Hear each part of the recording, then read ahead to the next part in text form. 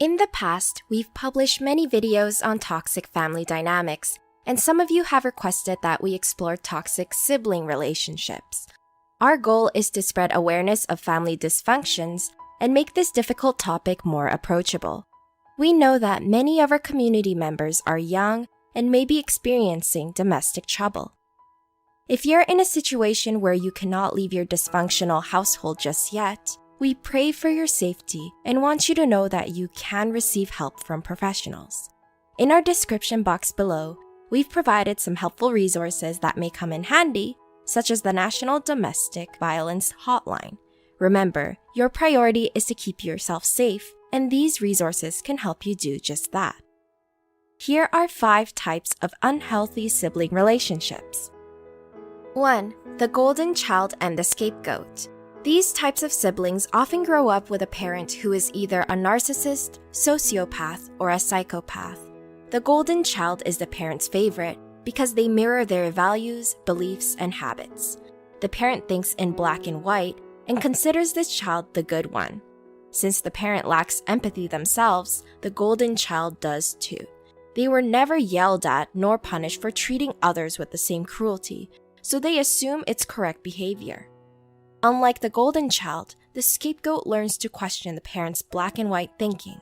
Refusing to follow their illusions, they may be quietly rebellious and seek perspectives other than what their parent enforces. Consequently, the scapegoat is seen as the bad one in the parent's eyes. The scapegoat learns to be empathetic because whenever they challenge the parent's thinking, they are reprimanded and told to be more understanding. While the golden child repeats the same toxic patterns as the parent just to get along, the scapegoat tends to break them and searches for a more meaningful life after they leave the family.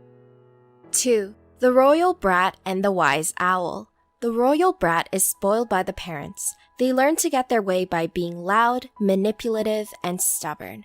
The parents usually give in to their tantrums and are more concerned with pleasing them and protecting them from difficult emotions. Consequently, the royal brat never learns how to work through their impulses, anger, nor sadness.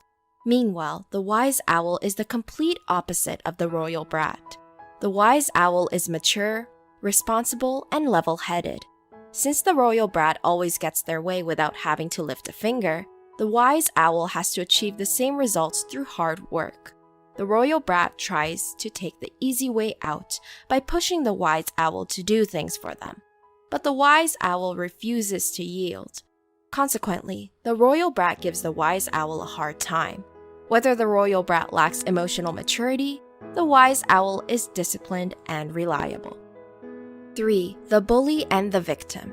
This relationship is similar to that of a dominant parent and a submissive child, but happens in siblings instead.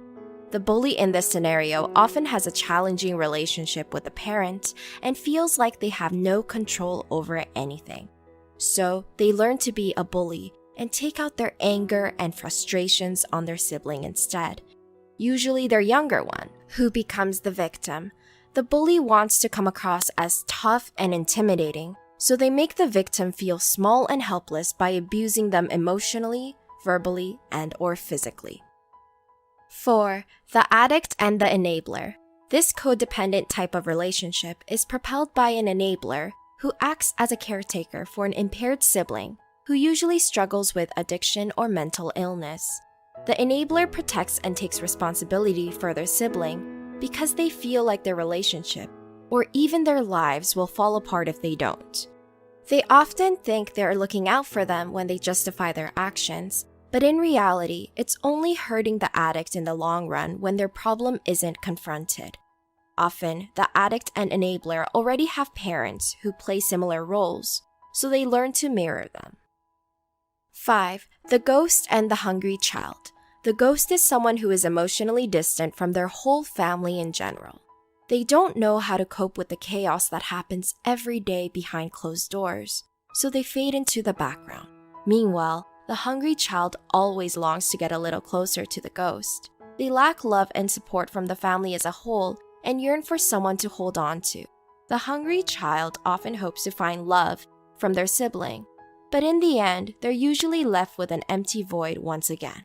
So, the hungry child searches for love elsewhere, outside their home. Do you have a difficult relationship with your sibling?